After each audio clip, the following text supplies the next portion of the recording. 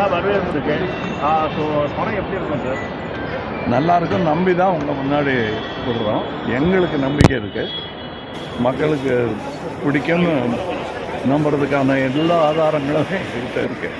அதனால் சந்தோஷமாக இருக்கேன். இப்போ கூட நான் ப்ரமோஷனுக்காக போயிட்டுருக்கேன். மலேசியா போயிட்டு துபாய் போயிட்டு ரிலீஸுக்கு தயாராக இங்கே வருவேன்.